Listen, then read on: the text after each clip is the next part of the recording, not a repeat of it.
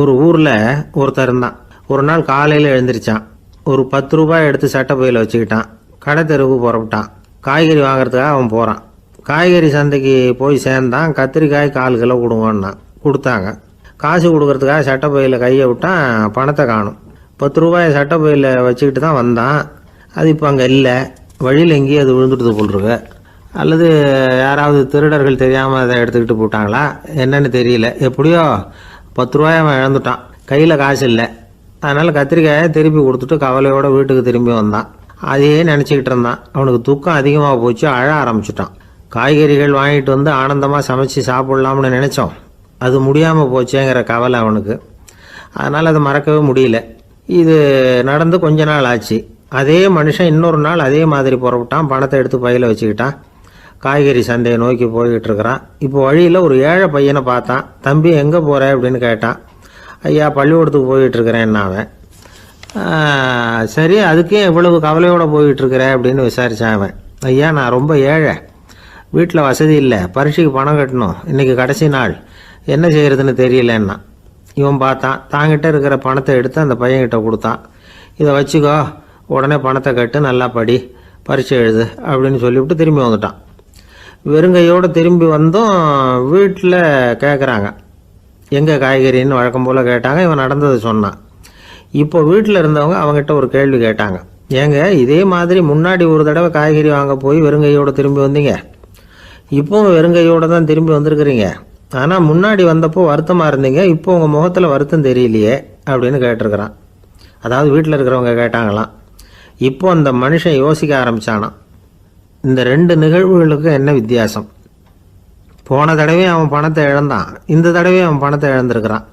போன தடவை யாரோ திருடிட்டு போயிட்டாங்க, இந்த தடவை அவனாவே ஒரு பையன் பேரில் இறக்கப்பட்டு எடுத்து கொடுத்துருக்குறான். அன்னைக்கு பணம் போயிட்டுதேன்னு வருத்தமாக இருந்தது, இன்றைக்கி பணம் போனாலும் மனசுக்கு மகிழ்ச்சியாக இருக்குது, நிறைவாக இருக்குது. கொஞ்சம் யோசிச்சு பாருங்கள்.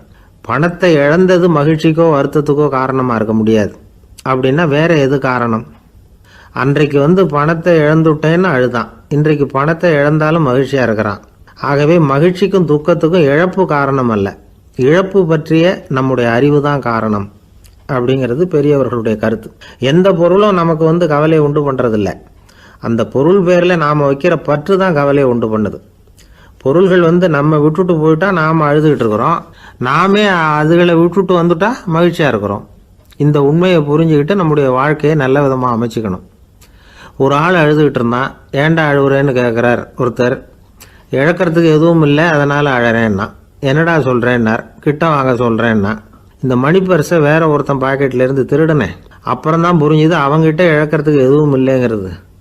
ஆமாங்க இது காலி பர்ஸு, அதனால் இப்போ அழுதுகிட்டு இருக்கிறேன், திருடியும் பிரயோஜனம் இல்லை அப்படின்னு சொல்லிவிட்டு அழுதானா. இப்பெல்லாம் நம்ம ஊரில் மாமியார் மருமகள் ஒருத்தர் நல்லா புரிஞ்சுக்கிட்டு நல்ல விதமாக தான் இருக்கிறாங்க பல இடத்துல. அதனால் நான் இப்போ சொல்ல போகிற கதையை கேட்டுவிட்டு இந்த காலத்தில் அவ்வளவு மோசமாக யார் சார் நடந்துக்கிறாங்க அப்படின்னு கேட்டு யாரும் சண்டைக்கு வரக்கூடாது. இன்னொரு உண்மையையும் சொல்லிவிடுறேன். அதாவது இந்த கதையை நமக்கு எழுதி அனுப்பி இருக்கிறதே கொஞ்ச நாளில் மருமகளாகவும் அதுக்கப்புறம் கொஞ்ச காலத்தில் மாமியாராகவும் ஆக போகிற ஒரு நேயர் தான். சரி இந்த கதைக்கு வருவோம். அதாவது ஒரு சின்ன குடும்பம், அந்த வீட்டில் மாமியார் ஆட்சி, அவங்க வச்சது தான் சட்டம். பிள்ளையாண்டான் எப்படின்னா அம்மா சொல்கிறதையும் கேட்டுக்குவான், மனைவி சொல்கிறதையும் கேட்டுக்குவான், நமக்கு என்னத்துக்கு வம்புங்கிற டைப்பு.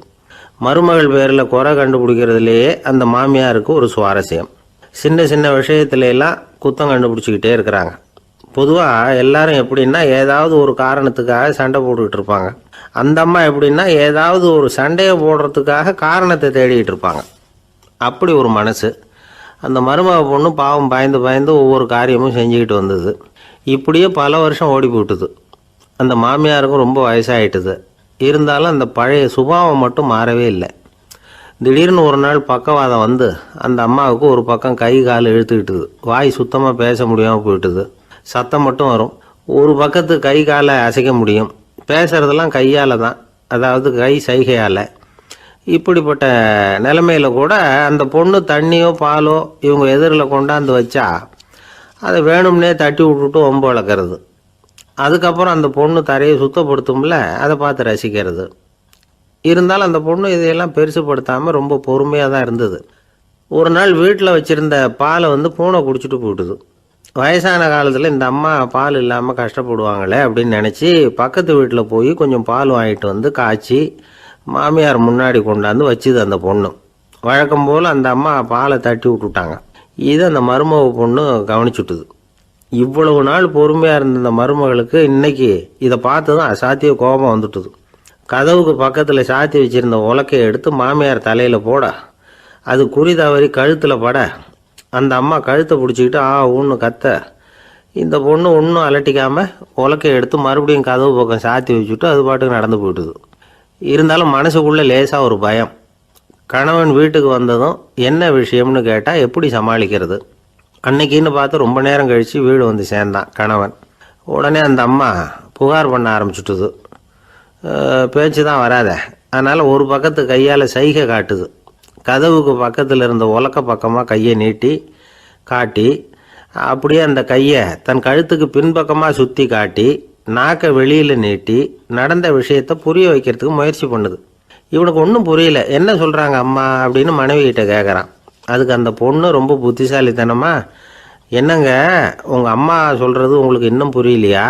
அவங்க உங்களை பார்த்து என்ன சொல்கிறாங்கன்னா, ஏண்டா உலக்க மாதிரி நிற்கிற, சாக போகிற எனக்கு சங்கிலி எதுக்கு, என் கழுத்தில் கிடக்கிற இந்த சங்கிலியை கழட்டி என் மருமக கழுத்தில் போடுறா அப்படின்னு சொல்கிறாங்க அப்படின்னு தான். ஓ அப்படியா விஷயம்னு சொல்லி அம்மா கழுத்தில் இருந்த சங்கிலியை எடுத்து மனைவி கழுத்தில் போட்டுட்டு, அம்மா உன் விருப்பப்படியே போட்டாச்சு, இனிமேலாவது நிம்மதியாக படுத்து தூங்கு அப்படின்னு சொல்லிவிட்டு உள்ளே போயிட்டான். பார்த்தீங்களா கதையை? அதனால தான் மாமியார்கள் சைகை காட்டுறதுன்னா கூட இனிமேல் ஜாக்கிரதையாக இருக்கணும். இந்த உலகத்தில் உண்மையாகவே வேதாந்தம் பேசுகிறவங்களும் உண்டு, உள்ளுக்குள்ளே வேறு மாதிரி இருந்துக்கிட்டு வெளியில் வேதாந்தம் பேசுகிறவங்களும் உண்டு. ஒரு ஆள் இருந்தார். அவர் ஒரு கடை வச்சு வியாபாரம் பண்ணிக்கிட்டு இருந்தார். மகா கஞ்சன், யாருக்கும் எந்த உதவியும் செய்ய மாட்டார். எச்சில் கையென்ன ஈர கையை கூட உதற மாட்டார். அப்படிப்பட்ட மனுஷன். அந்த ஊருக்கு ஒரு முனிவர் வந்துக்கிட்டு இருந்தார்.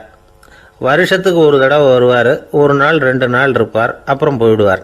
அந்த முனிவர் வர்றப்போலாம் இந்த ஆள் எழுந்திரிச்சு ஓடி போய் அவரை வரவேற்பான்.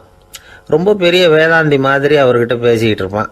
காயமே இது பொய், வெறும் காற்றடைத்த பையும்மா, தர்மம் தலைகாக்கும்மா.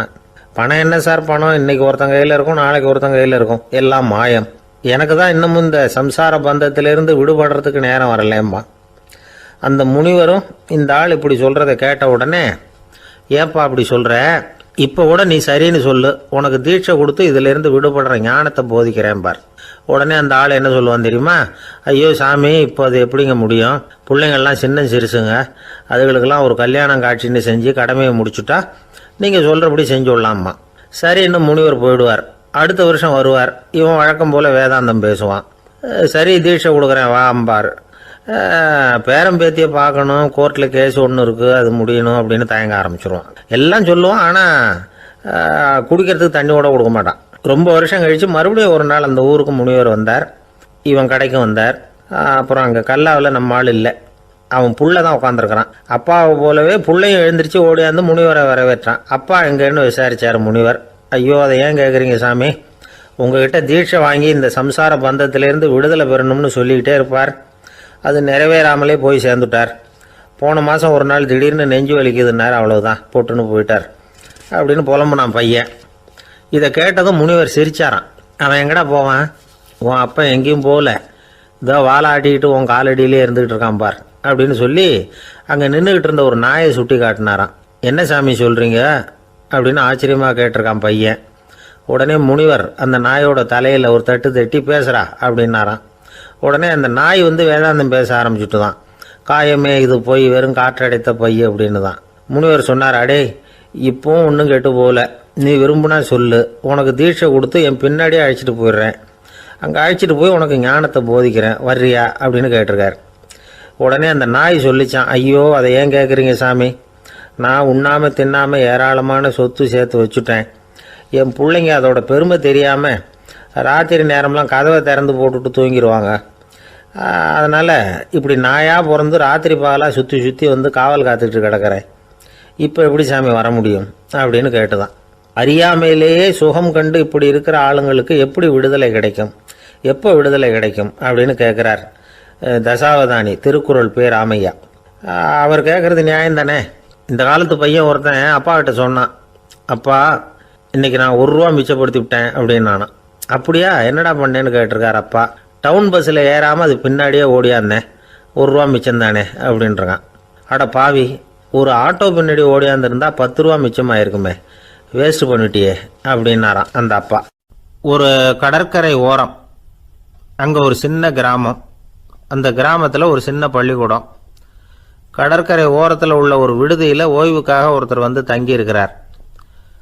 பள்ளிக்கூடத்தில் ஏதோ விழா நடக்கிறது மாதிரி தெரிஞ்சுது. உடனே அவர் அந்த பக்கமாக வந்தார். இங்கே என்ன நடக்குதுன்னு விசாரித்தார். பள்ளி ஆண்டு விழா நடக்குதுன்னாங்க. உடனே போனார். கண்காட்சி ஒன்று வச்சுருந்தாங்க. உள்ளே போய் பார்த்தார். பள்ளிக்கூடத்தில் படிக்கிற மாணவர்களே சொந்தமாக தயார் பண்ண பொருள்களை காட்சிக்கு வச்சுருக்கிறாங்க. அந்த ஊர் மக்கள்லாம் அதை கூட்டம் கூட்டமாக போய் பார்த்துக்கிட்டு இருக்கிறாங்க. இவரும் ஆர்வமாக அதையெல்லாம் பார்த்துக்கிட்டே போகிறார். ஒரு இடத்துல ஒரு சின்ன ரயில் செஞ்சு வச்சுருந்தாங்க, மாணவர்களே தயார் பண்ணது.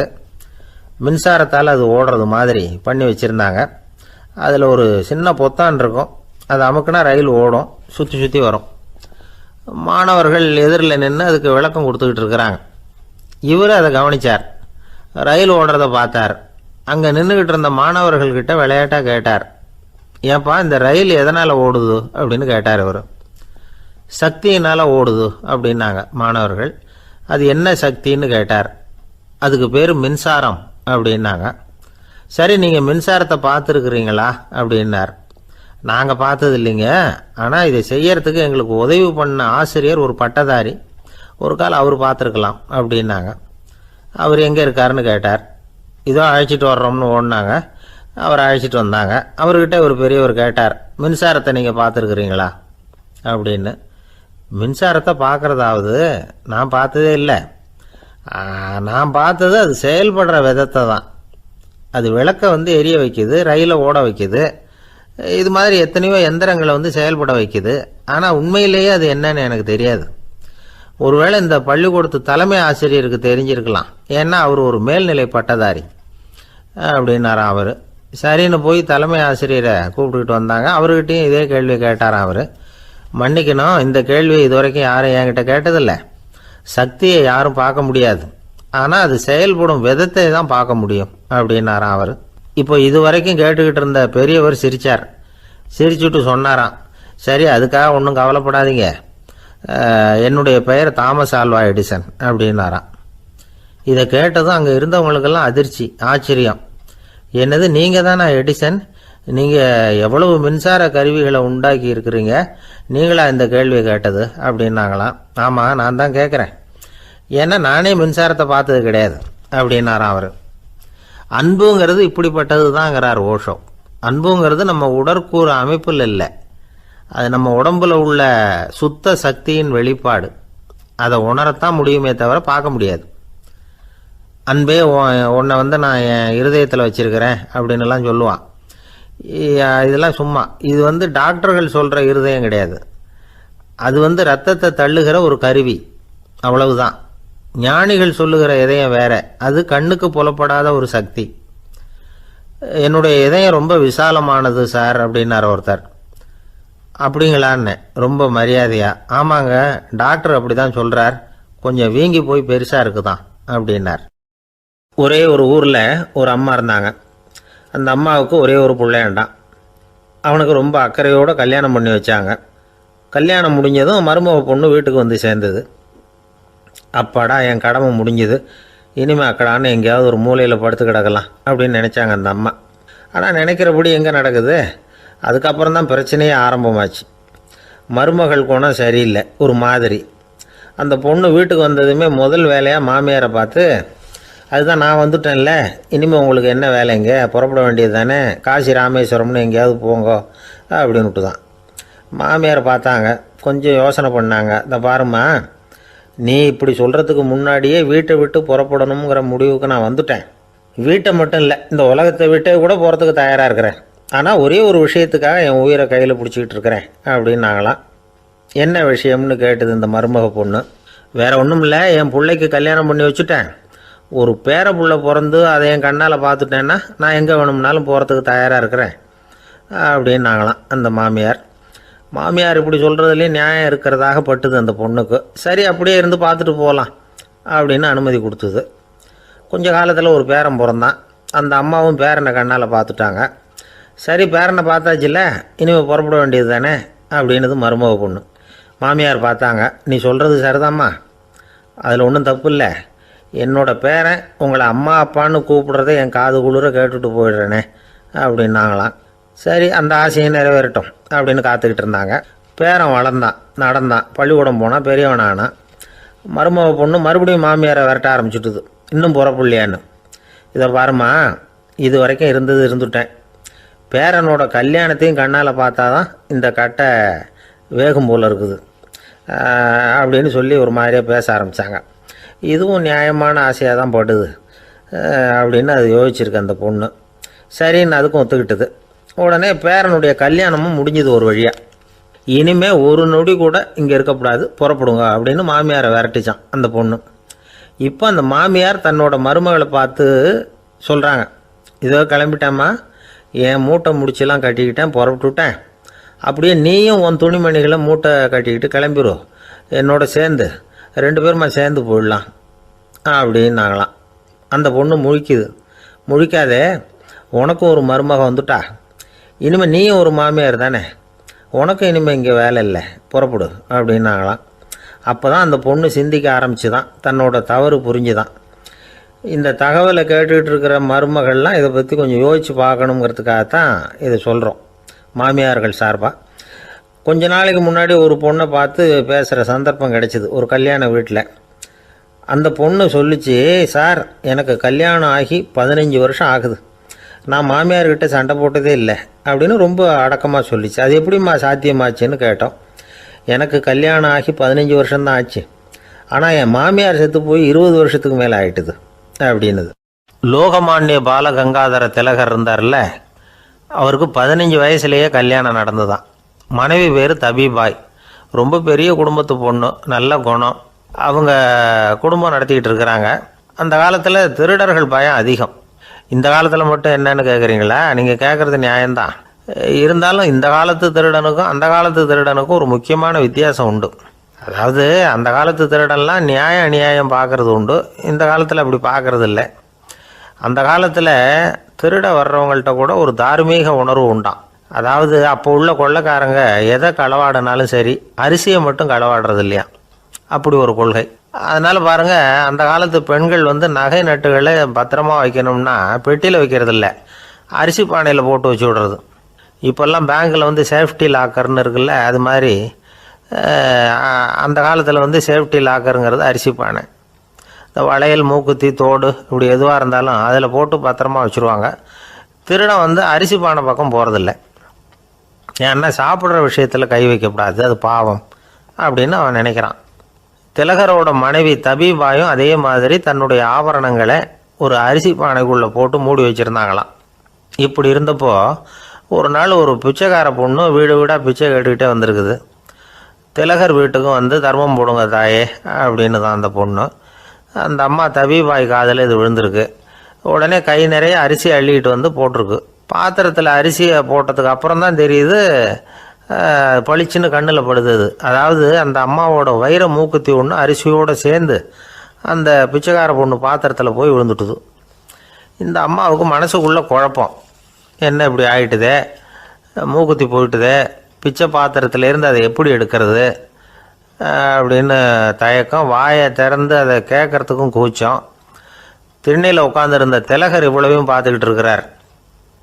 மனைவியின் மனசுக்குள்ளே நடக்கிற மௌன போராட்டத்தை அவர் நல்லா புரிஞ்சுக்கிட்டாராம்.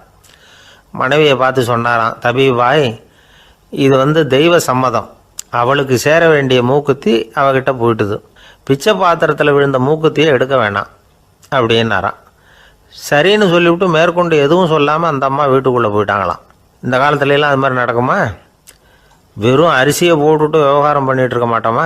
ஒரு பெரிய மனுஷன் வீட்டுக்கு ஒரு பிச்சைக்காரன் வந்தான்.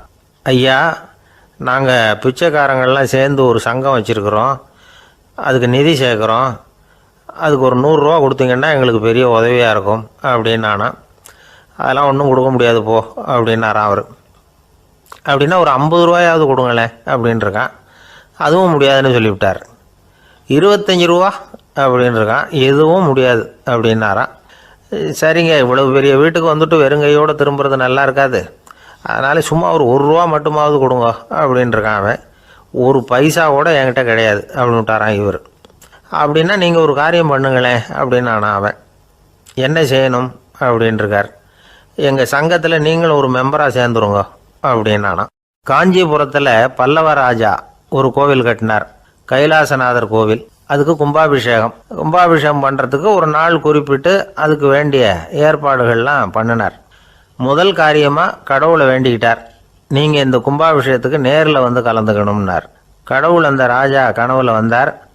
நீ கும்பாபிஷேகம் வச்சிருக்கிற அதே நாளில் அதே நேரத்தில் எனக்கு இன்னொரு ஊரில் ஒரு கும்பாபிஷேகம் இருக்குது, அதுக்கு போக வேண்டியிருக்கு. அதாவது திருநின்ற ஊரில் என்னுடைய பக்தர் ஒருத்தர், அவரும் ஒரு கோயில் கட்டி கும்பாபிஷேகம் செய்கிறார், நான் அதுக்கு போக வேண்டியிருக்கு, அதனால் உன்னுடைய தேதியை நீ மாற்றி வச்சுக்கோ அப்படின்னார். கடவுள் தான் எங்கேயும் இருக்கிறவராச்சே, அவர் நினச்சா 2 இடத்துலையும் இருந்து கோயில் கும்பாபிஷேகத்தை நடத்த முடியாதா? ஏன் அப்படி செய்யலை? அது ஒரு முக்கியமான காரணத்துக்காகத்தான். திருநின்ற ஊரில் இருந்த பூசலாருங்கிற அந்த அடியாரின் பெருமையை இந்த உலகத்துக்கு எடுத்து காட்டணுங்கிறதுக்காகத்தான் கடவுள் அந்த ராஜா கிட்ட அப்படி சொன்னார். சரி, அந்த அடியார் அப்படி என்னதான் பெருசாக கோயில் கட்டி விட்டார்? ராஜா கட்டின கோயிலை விட பெருசா? அவர் கட்டினது கருங்கல்லாலேயோ மண்ணாலேயோ மரத்தாலேயோ இல்லை. அவர் கட்டின கோயில் வேறு மாதிரி. அது மனசால் கட்டின கோயில், மனசுக்குள்ளே இருக்கிற கோவில், மனக்கோவில். அந்த அடியார் தன்னோட மனசுக்குள்ளே மாதக்கணக்காக ஒவ்வொரு கல்லாக சேர்த்து கட்டின கோவில். இந்த விஷயம் ராஜாவுக்கு தெரியாது. அவர் என்ன நினச்சுட்டாரு, அது நாம் கட்டின கற்கோயிலை விட ரொம்ப பெருசாக இருக்கும் போல இருக்கு அப்படின்னு நினச்சிட்டார்.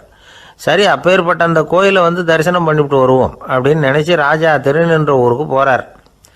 அங்கே போய் பார்த்தா கோயிலையும் காணும், ஒன்றையும் காணும்.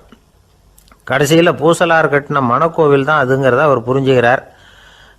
உடனே அந்த அடியாரின் காலில் விழுந்து வணங்குறார். அவரோ, இது மனசால முயன்ற கோவில், இதுக்கு இத்தனை பெருமையா அப்படின்னு ஆச்சரியப்படுறார். இதில் ஆச்சரியப்படுறதுக்கு ஒன்றும் இல்லை. ஆண்டவன் விரும்புறது அகபக்தியையே தவிர புற தோற்றங்களே அல்ல. இதை நாம் புரிஞ்சுக்கிட்டோம்னா நமக்குள்ள எந்த வேறுபாடுகளும் வர்றதுக்கு வழியே இல்லை. இன்னொரு ராஜா இருந்தார். அவர் ஆண்டவனுக்கு படைக்கிறதுக்காக ஒரு தார் நல்ல செவ்வாழை பழமாக எடுத்துக்கிட்டு போகணும்னு நினச்சார். அதனால் நாளே அதை வாங்கிட்டு வர சொன்னார் வேலைக்காரங்கிட்ட. வேலைக்காரன் போனால் கடைத்தெருவில் ஒரு தார் பழம் வாங்கினா, வர்ற வழியில் அவன் குடிசை. அப்படியே எட்டி பார்த்துட்டு போவோமேன்னு நினச்சான். போனான். அங்கே இவனோட குழந்தை பாவம் பசியால் கத்திக்கிட்டு இருக்கு. இவன் பார்த்தான், இவ்வளவு பெரிய தாரில் ஒரு 2 பழம் எடுத்தா தெரியவா போகுது அப்படின்னு நினச்சி ஒரு 2 பழத்தை பிச்சு அந்த குழந்தைகிட்ட கொடுத்தான். அதை வாங்கி வயிறார சாப்பிட்டுது, பசி அடங்குச்சு, விளையாட போயிட்டுது. இவன் அதுக்கப்புறம் வாழைப்பழத்தை எடுத்துக்கிட்டு அரண்மனைக்கு வந்தான். 2 பழம் பிச்சிருக்கிறது ராஜாவுக்கு தெரிஞ்சு போச்சு. இவன் உண்மையை சொல்லிவிட்டான். உடனே ராஜா, கடவுளுக்கு படைக்க வேண்டிய பொருளை குழந்தை எச்சில் பண்ண விட்டுருக்கியே அப்படின்னு சொல்லி அவனை கட்டி வச்சு சாட்டையால் அடித்தார் பாவம். மறுநாள் பழத்தை கோயிலுக்கு எடுத்துகிட்டு போனார். கடவுள் முன்னாடி வச்சார். கடவுள் கண்ணை திறந்து பார்த்தார், பழம்லாம் அழுகி இருக்குது. என்ன இது அழுகி போன பழம் அப்படின்னார். ராஜா முழிச்சார். நல்லா தானே இருந்தது அப்படின்னு நினச்சார்.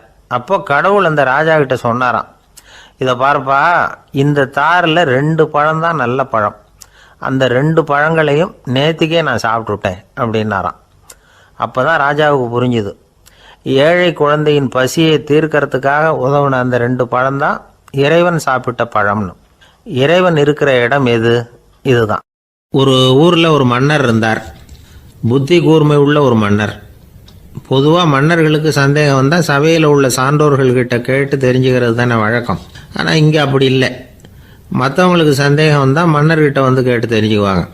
அது மாதிரி கேட்டு தெரிஞ்சுக்கிறதுக்காக ஒரு பெரியவர் ஒரு நாள் வந்தார். அவர் கையில் 3 பொம்மைகள் வச்சுருந்தார். 3 ஒரே மாதிரி பொம்மைகள், கொஞ்சம் கூட வித்தியாசம் தெரியல. ஏது இந்த பொம்மைன்னு கேட்டார் மன்னர். எனக்கு வேண்டியப்பட்ட ஒருத்தங்கிட்ட இருந்து இதை வாங்கிட்டு வந்திருக்கிறேன், நான் தான் அவன்கிட்ட இந்த பொம்மையை செஞ்சு கொடுக்கும்படியா கேட்டுக்கிட்டேன். அவன் ரொம்ப புத்திசாலி, அவன் தான் இதை செஞ்சு கொடுத்தான். ஆனால் அதில் ஒரு சிக்கல் அப்படின்னார். என்ன பிரச்சனைன்னு கேட்டிருக்காரு இவர். நான் அவன்கிட்ட கேட்டது 3 விதமான பொம்மைகளாக இருக்கணும்னு கேட்டேன். அவன் என்னடான்னா 3 ஒரே மாதிரியாக செஞ்சு கொடுத்துட்டான் அப்படின்னார். அவங்ககிட்டயே கேட்கறது தானே அப்படின்ட்டுருக்காரு இவர். கேட்டேன், அவன் என்ன சொல்கிறான்னா, இது மூணும் ஒரே மாதிரி பொம்மை கிடையாது, மூணும் மூணு விதம், ஒன்றுக்கு ஒன்று வித்தியாசம் இருக்குது. இந்த மூணு பொம்மையும் மூணு விதமான நண்பர்களுக்கு உதாரணங்கள் அப்படின்னு சொல்கிறான். எனக்கு ஒன்றும் புரியல, அதுதான் உங்ககிட்ட வந்தேன் அப்படின்னார். சரி, அந்த பொம்மைகளை இப்படி கொடுங்க அப்படின்னு வாங்கினார் மன்னர். எடுத்துக்கிட்டு உள்ளே போனார். கொஞ்ச நேரம் கழித்து வெளியில் வந்தார். அதுக்கப்புறம் சொன்னார், இதை பாருப்பா, அவன் சொன்னது சரிதான், மூணும் மூணு விதம் தான். இது இருக்குது முதல் பொம்மை, இது உத்தமமான நண்பனுக்கு உதாரணம். இந்த ரெண்டாவது பொம்மை இது மத்தியமமான நண்பனுக்கு உதாரணம். அந்த மூணாவது பொம்மை இருக்குதே, அது மோசமான நண்பனுக்கு உதாரணம். இதை செஞ்சவன் உண்மையிலேயே பெரிய அறிவாளி தான் அப்படின்னாராம். வந்தவருக்கு ஒன்றும் புரியல. பார்த்தா ஒன்றும் வித்தியாசம் தெரியலையே அப்படின்னு அவன் குழம்பி போய் நிற்கிறான். இப்போது அந்த மன்னர் விளக்கம் கொடுக்குறார். அந்த மூணு பொம்மையையும் எடுத்து முன்னாடி வச்சார். ஒரு மெல்லிய கம்பியை கையில் எடுத்தார். அந்த முதல் பொம்மை காதில் விட்டார். கொஞ்ச தூரம் உள்ளே போய் அப்படியே நின்றுட்டுது அந்த கம்பி. அப்புறம் ரெண்டாவது பொம்மை காதில் அந்த கம்பியை விட்டார். அந்த கம்பி என்னாச்சுன்னா அப்படியே அது வாய் வழியாக வெளில வந்தது. மூணாவது பொம்மை காதில் கம்பியை செலுத்தினார். அது நேராக இன்னொரு காது வழியாக வெளியில் வந்தது. இப்போ இந்த முதல் வகை இருக்குதே, அது மாதிரியான நண்பர்கள் எப்படி தெரியுமா? நம்ம கஷ்டத்தை அவங்கக்கிட்ட சொன்னால் பேசாமல் கேட்டுக்குவாங்க. வெளியில் அதை யாருக்கிட்டையும் சொல்லிகிட்டு இருக்க மாட்டாங்க. வெளியில் தெரியாமல் நமக்கு உதவி பண்ணுவாங்க. செஞ்சுட்டு அதை நான் தான் செஞ்சேன்னு சொல்லிகிட்டு இருக்க மாட்டாங்க. அதுதான் கம்பி ஒரு காது வழியாக போய் உள்ளே நின்றுட்டுது. ரெண்டாவது பொம்மையில் கம்பி என்னாச்சு, ஒரு காது வழியாக போய் வாய் வழியாக வெளியில் வருது. இது மாதிரியான நண்பர்கள்கிட்ட நாம் கஷ்டத்தை சொன்னால் அதை அவங்க 4 பேர்கிட்ட போய் சொல்லி நமக்காக உதவி கேட்பாங்க. நமக்குன்னு கேட்டு வாங்கி அதை நம்மகிட்ட கொண்டுகிட்டு வந்து கொடுப்பாங்க. இவங்க மத்தியமமான நண்பர்கள். மூணாவது பொம்மையில் ஒரு காது வழியாக செலுத்துகிற கம்பி இன்னொரு காது வழியாக வெளியில் வந்துடுது.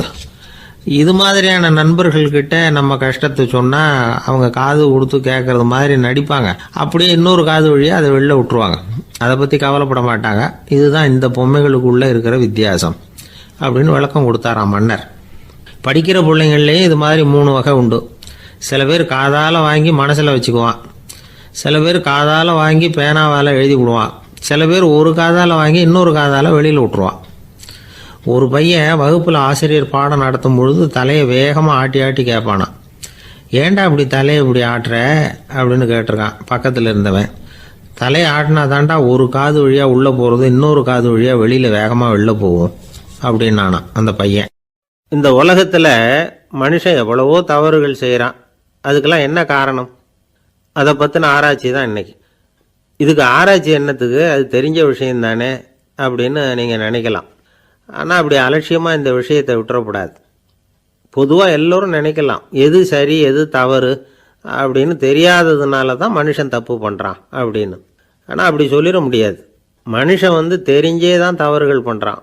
இப்போ உதாரணத்துக்கு ஒரு சாலையில் இடது பக்கம் போக வேண்டிய ஒருத்தர் நடுக்கோட்டை தாண்டி வலது பக்கமாக வண்டியை ஓட்டிகிட்டு போகிறாருன்னு வச்சுக்கோங்க. என்னப்பா இது தப்பு இல்லையா அப்படின்னு அவர்கிட்ட கேட்டால், அதெல்லாம் எனக்கு தெரியும், நீ உன் வேலையை பார்த்துட்டு போ அப்படிம்பார். வலது பக்கமாக போகிறது தப்புன்னு தெரிஞ்சே தான் அவர் அப்படி செய்கிறார், அப்படி போகிறார். பெரிய உத்தியோகத்தில் இருக்கிறவங்க கூட லஞ்சம் வாங்குறாங்க. அவங்களுக்கெல்லாம் லஞ்சம் வாங்குறது தப்புன்னு தெரியலன்னு அர்த்தம். திருடுறது தப்புன்னு தெரியாமலாம் மனுஷன் திருடுறான். நல்லாவே தெரியும். நீங்கள் வேணும்னா கேட்டு பாருங்கள், வேறு வழி இல்லை அதனால தான் திருடுறேன்பா. திருடுறது ஒரு புண்ணியமான காரியம்னு திருடனே கூட சொல்ல மாட்டான். திருடுறது தவறுங்கிறது திருடனுக்கு தெரியும் அப்படிங்கிறத விளக்கிறதுக்காக ஒரு பெரியவர் ஒரு கதை சொன்னார். அதாவது 2 திருடர்கள் 2 பேரும் சேர்ந்து ஒரு வீட்டுக்கு போய் ஒரு 10,000 ரூபாயை திருடிட்டு வந்துடுறாங்க. ஒரு காட்டு வழியாக வந்துக்கிட்டு இருக்கிறாங்க. இன்னும் விடியல. 2 பேருக்கும் தூக்கம் கண்ணை சுற்றுது. சரி, இப்படியே ஒரு மரத்தடியில் படுத்து தூங்குவோம், காலையில் விடிஞ்சதும் இந்த பணத்தை 2 பேரும் பங்கு போட்டுக்குவோம் அப்படின்னு முடிவு பண்ணுறாங்க. அதே மாதிரி படுத்து தூங்குறாங்க. நடு ராத்திரியில் ஒரு திருடன் முழிச்சிக்கிறான். விடிகிற வரைக்கும் காத்துக்கிட்டு இருந்தால் 5,000 ரூபா தான் கிடைக்கும், இப்போவே கம்பி நீட்டினா 10,000 ரூபா கிடைக்கும் அப்படின்னு யோசித்து பார்த்துட்டு ஒரு முடிவுக்கு வந்தான். மெதுவாக அந்த 10,000த்தையும் சுருட்டிக்கிட்டு அடுத்தவனுக்கு தெரியாமல் ஓடி போயிட்டான். விடியுது. அடுத்தவன் எழுந்திரிச்சு பார்க்குறான். பணத்தையும் காணலை, பாகஸ்தனையும் காணலை. இந்த திருடன் அந்த திருடனை திட்டுறான். திருட்டு பய, அயோக்கிய பய, இப்படி அநியாயமாக கிளப்பிட்டு போட்டானே அப்படிங்கிறான். இதுலேருந்து என்ன தெரியுது? தெரியாமல் எடுத்துக்கிட்டு போகிறது திருட்டு, அயோக்கியத்தனம், அநியாயம் அப்படிங்கிறது இவனுக்கு தெரிஞ்சிருக்குது. அதனால தான் அடுத்தவனை பார்த்து இப்படி திட்டுறான். அதனால் தெரியாததுனால மனுஷன் தவறு பண்ணுறான்னு சொல்கிறது சரியில்லை. அப்படின்னா மனுஷன் பண்ணுற தவறுகளுக்கு உண்மையான காரணம் தான் என்ன? இதே சந்தேகம் அர்ஜுனனுக்கும் வந்துதான். அதனால தான் அவன் பகவானை பார்த்து கேட்குறான், மனுஷன் தன் விருப்பத்துக்கு விரோதமாக ஏதோ ஒரு சக்தியினால பலாத்காரமாக இழுக்கப்பட்டது மாதிரி பாவம் பண்ணுறானே, அந்த சக்தி என்ன அப்படின்னு கேட்குறான். இதுக்கு பகவான் பதில் சொல்கிறார், காமமும் குரோதமும் தான் அந்த சக்திகள், அதாவது ஆசையும் சினமும். இது ரெண்டும் உன்னுடைய எதிரிகள் அப்படிங்கிறத புரிஞ்சுக்கோ அப்படிங்கிறார். இன்னமும் நுணுக்கமாக பார்த்தா காமத்தினுடைய மறு உருவங்கள் தான் குரோதமும் லோபமும். ஆசை நிறைவேறலைன்னா குரோதம், அதாவது கோபம். ஆசை நிறைவேறிட்டதுன்னா லோபம், அதாவது பேராசை. பாவத்தை கண்ட்ரோல் பண்ணணும்னா அதுக்கு மெயின் சுவிட்ச் எது அப்படிங்கிறது இப்போ தான் தெரியுது. அதுக்கு மனுஷன் தெரிஞ்சே தான் தவறு பண்ணுறான் அப்படின்னு பேசிக்கிட்டோமே. அதுக்கு ஒரு உதாரணம், ஒரு ஆள் ஹோட்டலில் சாப்பிட போனான், சாப்பிட்டு முடித்தான், எழுந்திரிச்சு முதலாளிகிட்ட பில்லை கொடுத்தான், காசை கொடுக்கல. முதலாளி பணம் கொடுன்னு கேட்டார். இவன் என்கிட்ட பணம் இல்லைன்னா. முதலாளி கொஞ்சம் கூட அலட்டிக்கல, உள்ளே இருந்து ஒரு ஆளை கூப்பிட்டார். இவனை கூப்பிட்டுட்டு போய் இட்லி மாவாட்ட சொல்லுன்னார். இவனும் கவலைப்படாமல் உள்ளே போயிட்டான். அப்போது அழைச்சிட்டு போகிற ஆள் கேட்குறான், ஏன் சார் சாப்பிட்றதுக்கு முன்னாடி காசு இல்லைங்கிறது உங்களுக்கு தெரியாதா அப்படின்னு கேட்குறான். தெரியும், காசு இல்லைங்கிறதும் தெரியும், காசு இல்லாமல் சாப்பிட்டா மாவாட்டணுங்கிறதும் தெரியும் அப்படின்னா அந்த ஆள். அப்படின்னா நீங்கள் உங்கள் வீட்லேயே சாப்பிட்ருக்கலாமே அப்படின்னு கேட்குறான் அவன். அதுக்கு இவர் சொல்கிறாரு, அது எப்படி, அங்கே சாப்பிட்டாலும் நான் இதே வேலையை தானே செய்ய வேண்டியிருக்கும் அப்படின்னாராம். ஒரு ஊரில் ஒரு பெரிய செல்வந்தர் இருந்தார். பணத்துக்கு பஞ்சம் இல்லை. அதனால் இந்த உலகத்தில் முடியாத காரியம் எதுவும் இல்லைன்னு நினச்சார். பணம் இருந்தாலே அந்த நினப்பு தானாக வந்துடும். அதனால் இவரும் அப்படி நினச்சதில் ஒன்றும் தப்பு இல்லை. அந்த ஊருக்கு குருநானக் ஒரு தடவை வந்தார். அவருக்கு இந்த செல்வந்தர் ரொம்ப பிரமாதமாக ஒரு வரவேற்பு கொடுத்தார். ஊர் எல்லையிலேயே எங்கள் வீட்டுக்கு விருந்து சாப்பிட்டுட்டு போகணும்னு கேட்டுக்கிட்டார். அவரும் சரின்னு ஒத்துக்கிட்டார். உடனே தன்னுடைய பங்களாவில் ஒரு பெரிய விருந்துக்கு ஏற்பாடு பண்ணார்.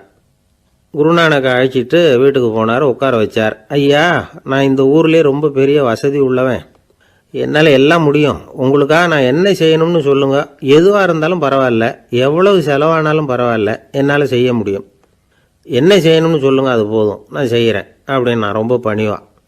இதை கேட்டதும் குருநானக் சிந்திச்சார் கொஞ்ச நேரம். அதுக்கப்புறம் தன்னோட சட்டை பைக்குள்ளே கையை விட்டு ஒரு பழைய ஊசி ஒன்று எடுத்தார். அந்த செல்வந்தர்கிட்ட கொடுத்தார். இதை பாருங்கள், இவ்வளவு தூரம் நீங்கள் கேட்கறதுனால சொல்கிறேன், எனக்கு நீங்கள் செய்ய வேண்டிய உதவி இதுதான்னார். ஊசியை கையில் வாங்கிக்கிட்டு இதை என்ன செய்யணும்னு சொல்லுங்க அப்படின்னார் அவர். நீங்கள் செய்ய வேண்டியது என்னென்னா, இந்த ஊசியை பத்திரமா வச்சிருக்கணும். நாம் 2 பேரும் இறந்து போனதுக்கு பின்னாடி இன்னொரு உலகத்தில் நாம் சந்திக்கக்கூடிய வாய்ப்பு இருக்குது. அப்போ இந்த ஊசியை என்கிட்ட கொண்டாந்து கொடுக்கணும். இதுதான் நீங்கள் எனக்காக செய்ய வேண்டிய உதவி அப்படின்னார் குருநானக் லேசாக சிரிச்சுக்கிட்டே. இதை கேட்ட உடனே இந்த பெரியவர் முழிக்க ஆரம்பிச்சிட்டார். அது எப்படிங்க, நான் சாகிறப்ப எப்படி இந்த ஊசியை எடுத்துக்கிட்டு இன்னொரு உலகத்துக்கு வர முடியும்னார். ஊசி மாதிரி ஒரு சின்ன பொருளை கூட இந்த உலகத்தை விட்டு நாம் போகிறப்ப எடுத்துகிட்டு போக முடியாதுங்கிறப்போ உங்களோட செல்வத்தையெல்லாம் எப்படி அங்கே எடுத்துகிட்டு வர போகிறீங்க அப்படின்னு கேட்டார் குருநானக். அதுக்கப்புறம் தான் அந்த பெரியவர் யோசிக்க ஆரம்பித்தாராம்.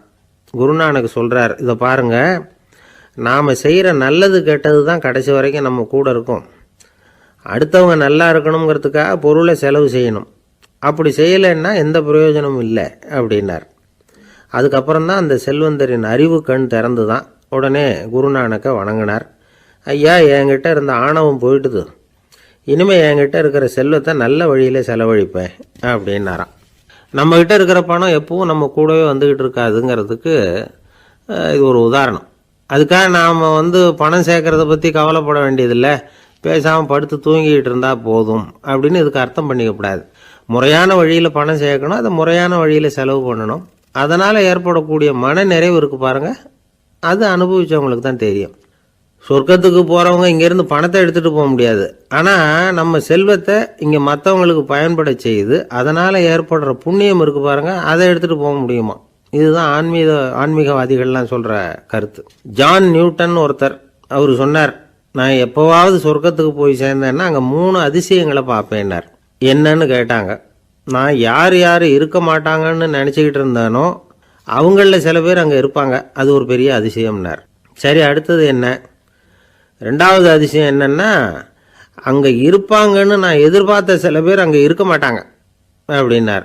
சரி, மூணாவது பெரிய ஆச்சரியம் என்ன அப்படின்னா, நான் அங்கே இருக்க பாருங்க, அதுதான் அந்த மூணாவது அதிசயம் அப்படின்னாராம். இன்பம் துன்பம் இது ரெண்டும் சேர்ந்தது தான் வாழ்க்கை. இது எல்லாரும் சொல்லிகிட்டு இருக்கிற ஒரு உண்மை. அது சரி, இது ரெண்டும் வர்றதுக்கு என்ன காரணம்? துறவி ஒருத்தர் யோசித்து பார்த்துருக்கார். இன்ப துன்பம் தோன்றுவதற்கு முக்கியமாக 6 காரணங்கள் உண்டு அப்படிங்கிறார் அவர். அது என்னங்கிறத நாமளும் தெரிஞ்சு வச்சுக்குவோமே. இப்போ முதல் காரணம் சுயநலம். ஒரு தாயார் தன்னுடைய சுயநலம் கருதி தன்னுடைய மகன் இன்பமாக இருக்கணும்னு ஆசைப்படுறாங்க. மகனும் அப்படியே ஆசைப்படுறான். அதனால் தாயாரின் இன்ப துன்பங்களை பார்த்துட்டு மகனும் இன்ப துன்பம் அடையிறான். அந்த அம்மாவுக்கும் அதே நிலைமை தான். ரெண்டாவது காரணம் உறவு.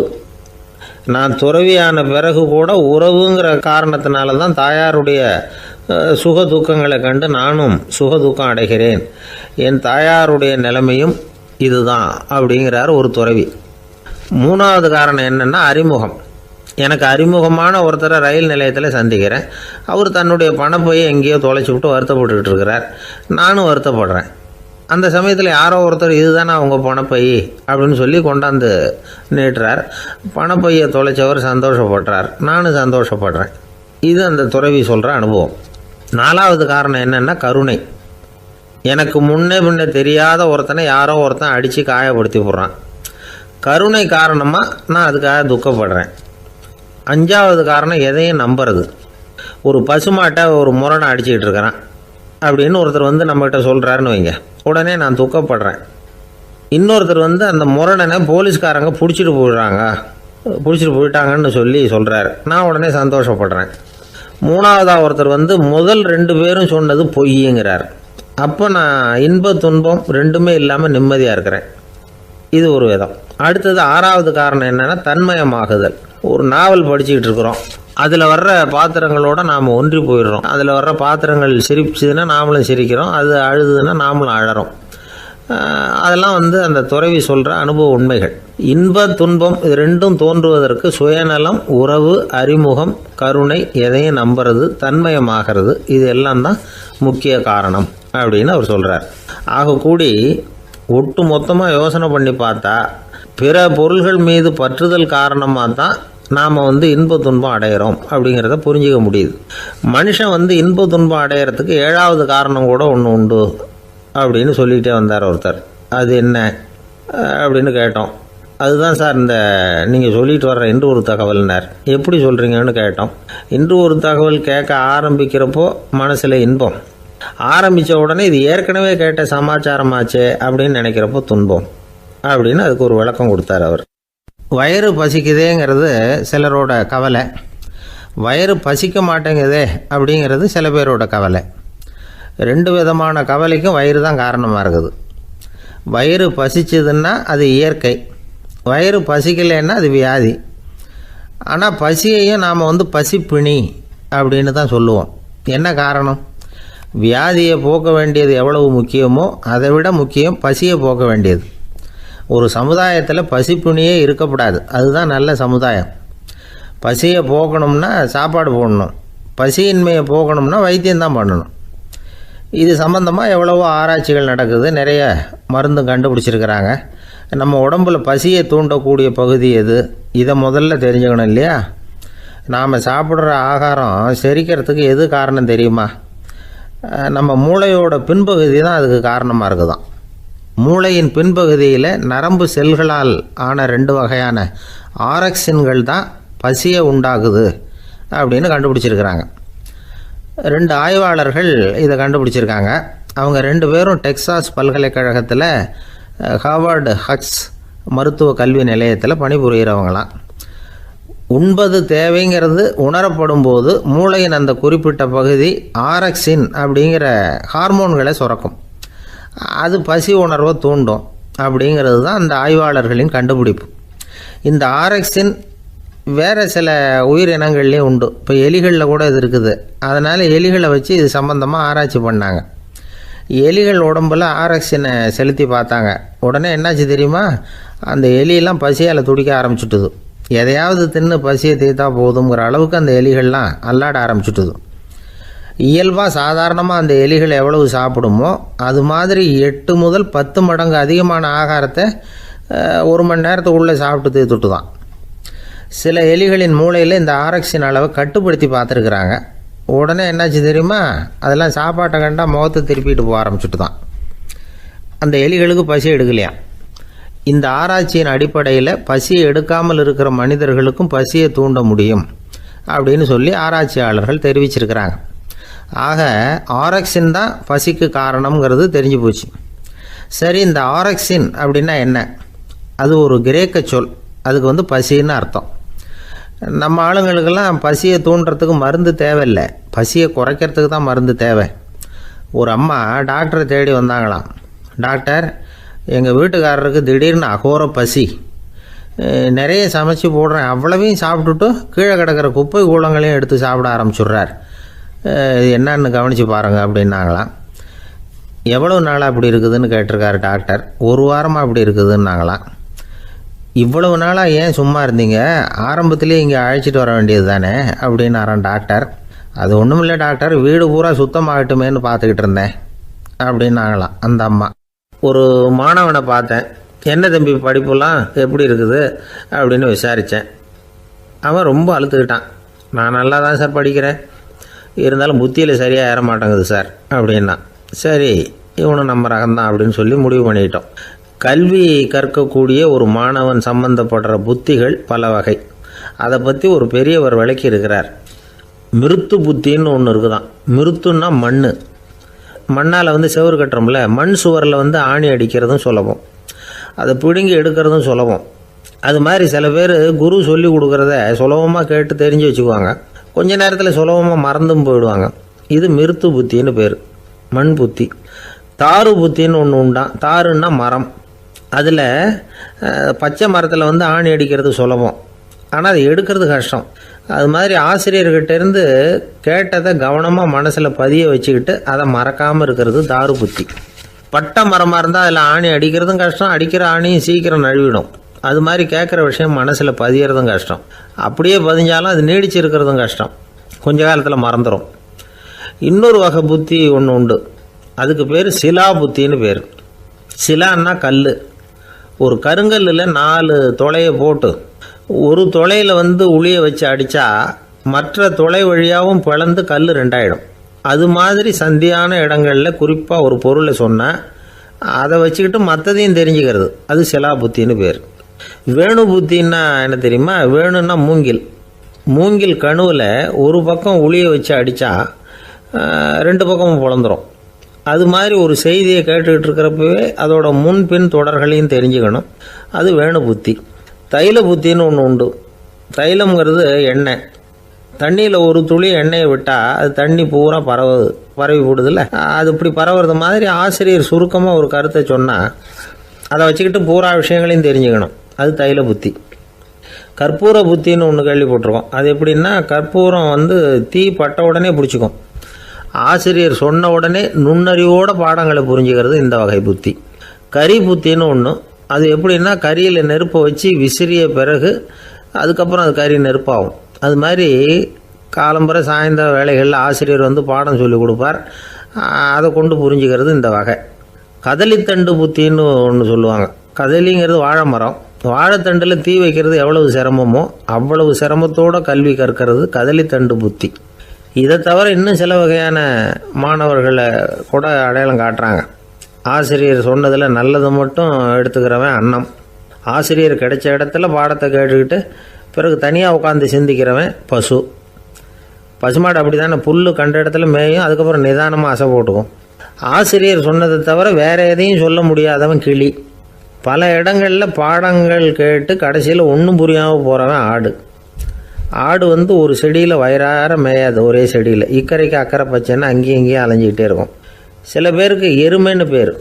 எருமை எப்படின்னா குளத்து நீரை கலக்கி தான் குடிக்கும். அது மாதிரி ஆசிரியர் மனசை நோக செய்து பயில்கிற மாணவர்கள்லாம் இந்த ரகம். இவ்வளவுலாம் இருந்தாலும் இந்த காலத்து மாணவர்கள்லாம் ஒரு தனி ரகம். ஒரு ஆசிரியர் வகுப்பில் பாடம் நடத்திக்கிட்டு இருந்தார். இலக்கண வகுப்பு. இறந்த காலம், நிகழ்காலம், எதிர்காலம், past tense, present tense, future tense, இதை பற்றிலாம் பாடம் நடத்துகிறார். எல்லாம் சொல்லி கொடுத்துட்டு இப்போ நான் ஒரு வாக்கியம் சொல்லுவேன், அது என்ன காலம் அப்படிங்கிறத நீங்கள் சொல்லணும்னார் ஆசிரியர். சரின்னாங்க மாணவர்கள்லாம்.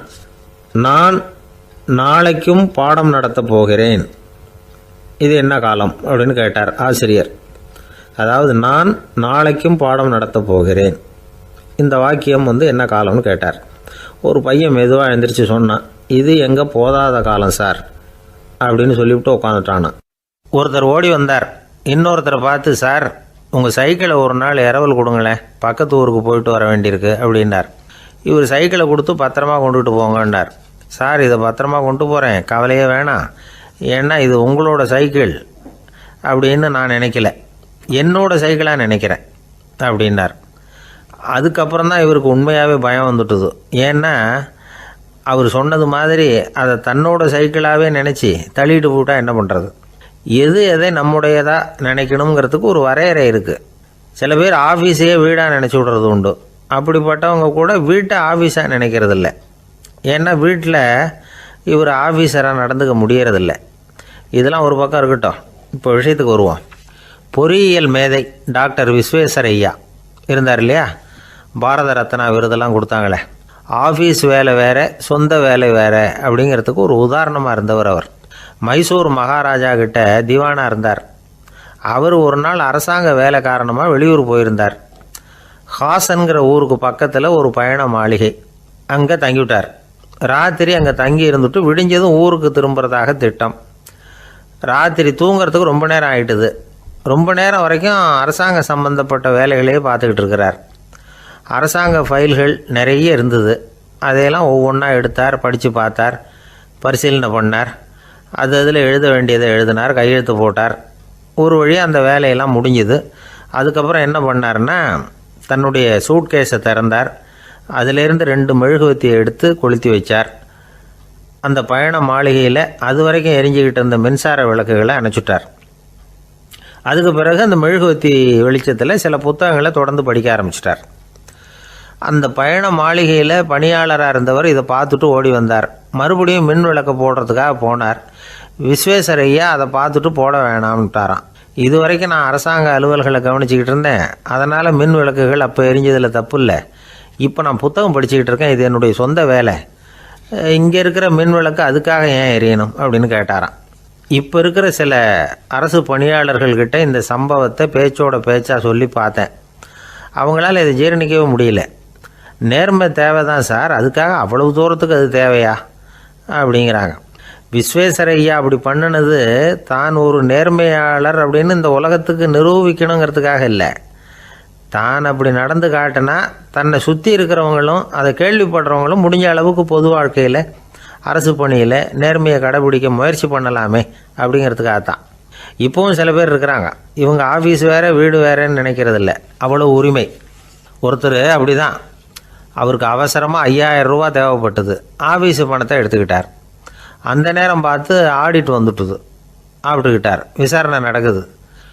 அவர் சொல்கிறார், சார் நான் நேரம் காலம் பார்க்காம ஆஃபீஸில் வேலை செய்வேன், ஏன்னா அதை என்னோடய ஆஃபீஸாக நினைக்கிறேன். அவசரத்துக்கு அந்த பணத்தை எடுத்தேன், மறுபடியும் வச்சுடலாம்னு தான் இருந்தேன், அதுக்குள்ளே இப்படி ஆகிட்டுது.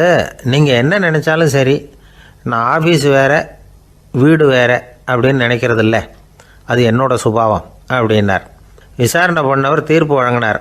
உங்கள் சுபாவத்துக்கு மதிப்பு கொடுத்து நானும் தீர்ப்பு வழங்குறேன். நீங்கள் கொஞ்ச நாள் ஜெயிலில் இருந்துட்டு வாங்க, அது உங்களுக்கு கஷ்டமாக இருக்காதுன்னு நினைக்கிறேன். ஏன்னா அங்கே போனாலும் நீங்கள் உங்கள் சுபாவப்படி வீடு வேற ஜெயில் வேறன்னு நினைக்க மாட்டீங்க அப்படின்னாராம். ஒரு நாள் ஒரு நண்பரை சந்தித்தேன். உங்கள் வீடு எதுன்னு உங்களுக்கு தெரியுமா சார்ன்னு. அவர் என்னை ஒரு மாதிரியாக பார்த்தார். அப்புறம் சொன்னார், தெரியும் அப்படின்னாரு. சரி, உங்கள் தொலைபேசி எண் உங்களுக்கு தெரியுமான்னு. அதுவும் தெரியும்னார். உங்கள் மனைவி மக்கள் யார் யாருன்னு உங்களுக்கு தெரியுமான்னு கேட்டேன். என்னை ஒரு மாதிரியாக பார்த்தார். அப்புறம் சொன்னார், அதுவும் தெரியும் சார் அப்படின்னார். சரி, நீங்கள் யாருன்னு உங்களுக்கு தெரியுமான்னு கேட்டேன். இப்போ தான் அவர் முழிக்க ஆரம்பித்தார்.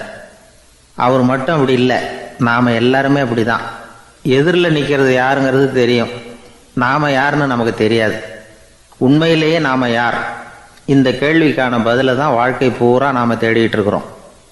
புத்தர் என்ன சொல்கிறாரு தெரியுமா? நீங்கள் கடவுளை பற்றி கவலைப்பட தேவையில்லை, உங்களை பற்றின கவலை உங்களுக்கு இருந்தால் போதும் அப்படிங்கிறார். நான் யார், எனக்கு ஏன் இந்த கவலை அப்படின்னு உங்களை நீங்களே கேட்டுக்குங்க அப்படிங்கிறார். நாம் ஏன் கடவுளை படைத்தோம்?